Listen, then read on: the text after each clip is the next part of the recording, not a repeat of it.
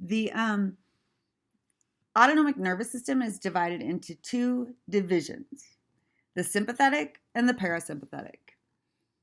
You can sum these up pretty easily with these terms here, fight and flight and rest and digest. And the great thing is they're pretty easy to remember.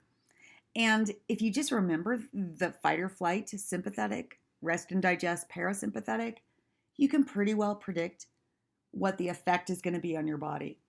So, let me give you an example. Sympathetic, fight or flight. You're sitting at home, and then a bear walks into your living room. A really big one, like a grizzly, like a really scary bear. Your sympathetic nervous system is going to kick in. It's going to be a fight or flight, which in the case of the bear, as I understand, you're supposed to fight. That's what they say. But this, I really feel like fleeing. But apparently that's the wrong thing to do, so I've been told. And if anyone knows how to fight a bear, let me know, because I'm really not sure. I guess you make a lot of noise and scare it. But the point is, yes, that's maybe conscious decisions I make, but unconsciously, what's going to happen to your body? In a scary situation, you can imagine your heart rate's going to go up.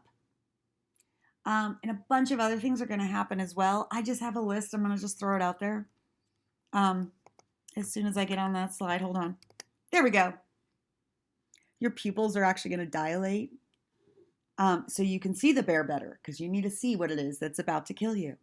Your blood pressure will go up, not surprisingly. There's our heart rate. Heart rate goes up. You can feel that in your chest. Bronchial diameter. Bronchial, some of you may know, some of you might seem somewhat familiar, but airway. Your airway is going to open up because you need lots of oxygen because your heart rate is racing and your heart is going to need oxygen. Also, your muscles are going to need energy and oxygen in order to flee or to fight. This is an interesting term, piloerection. Goosebumps. You're going to get goosebumps. Why? Well, it's not because you're cold, because that can happen. Goosebumps occur, well, it's kind of vestigial in humans. You don't need to know this word. This is the fancy word for it. In humans, it's like a leftover, an evolutionary leftover. That's what a vestigial trait is. It was useful to our ancestors, but it no longer is now. In our mammalian relatives, it is still useful because they still have a lot of hair. So you might see a cat, they get all fluffy, or dog. I also see it. When a dog gets in a tense situation, the hairs, especially on the back of their neck, actually there's that expression, the hairs in the back of your neck stand up. They're not doing it because it's cold. If they feel threatened, they might be doing it to actually look bigger. The fluffy cat is literally trying to look bigger and more impressive. Now, it also happens when you're cold because it provides extra insulation when your hair is fluffed out like that. But for the most part, in humans, it doesn't really work. We don't have enough hair. Even the hairiest people, honestly, not enough hair to keep them warm or to merely make them look bigger. But yet we still have this leftover where you get goosebumps, either when you're cold or when you're frightened or you're in a fight or flight situation. You also tend to sweat, not necessarily because it's hot. It's just nervous sweat. It happens. Your liver is going to increase energy because, or release lots of energy because your heart needs it and your muscles need it to flee the scene.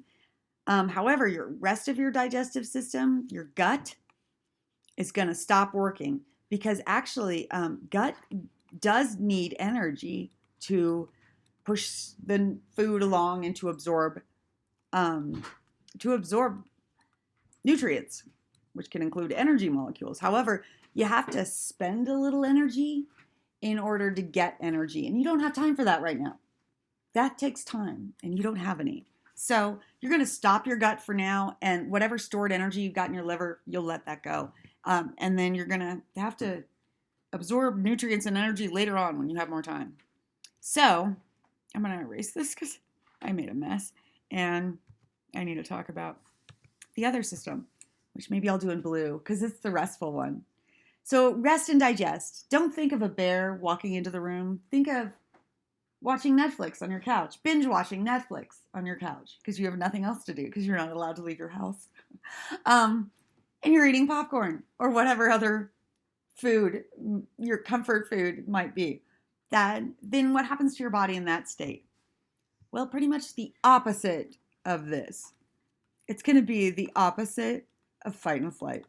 So Your pupils aren't going to dilate, they're going to constrict. Your blood pressure is going to go down. Your heart rate's going to go down. Let's just go ahead and throw up the list. Oh, and tears. Interestingly, your tears only flow when you're resting and digesting. Your salivary glands flow, which I'm sure most of you know salivary. You're going to have to salivate in order to eat that popcorn, ice cream, whatever it is that you're watching while your Netflix is binging. Yeah, your heart rate slows, bronchial diameter, your airway actually decreases because you don't need as much air. And this is important, your gut secretion and peristalsis. So secretion would be you're going to secrete all kinds of like digestive enzymes into your gut so they can do their thing, so they can digest the food that you ate. Peristalsis is actually I should say specifically smooth muscle movement. So it's gonna, I'll just do it. I'll just write it out fully because maybe you don't know all my little abbreviations. Movement of your gut. So your intestines are gonna, and your stomach's gonna move. It's gonna push those food particles on through, and then you're going to digest them with enzymes and absorb them. This is a long process. It takes energy. So this is a good time to do it while you're relaxing. And then that energy can be stored and eventually perhaps released at a later time when you need it, when you're in a fight or flight later on, the next morning when a bear walks in your room. Another important point, I'm going to erase all this because that important point is completely obscured at the moment. No innervation to the limbs. So what that means is that, well, you don't have piloerection, but you don't have the opposite of it. If you don't have piloerection, you don't have goosebumps, then your hair just lays flat in a, neutral, in a non-state. But you don't need to tell it to do that. It'll just do that. Same with sweating. You don't need to tell your sweat glands to stop sweating. They just will if they don't have any signal from the sympathetic nervous system over here. They'll just stop doing their thing. So you don't actually have any innervation to the limbs or to the skin. I could add to that, like, you don't have like no change in blood flow to your limb muscles. So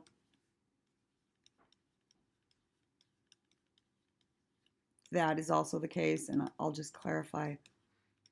MM means muscles. Over here, blood pressure rising, one of its effects is to increase blood flow to the limbs, to all muscles. Let's just say to skeletal muscle. Yeah, you're going to increase your blood pressure, and it will increase blood flow and thus energy to all those skeletal muscles you might need to fight or to flee.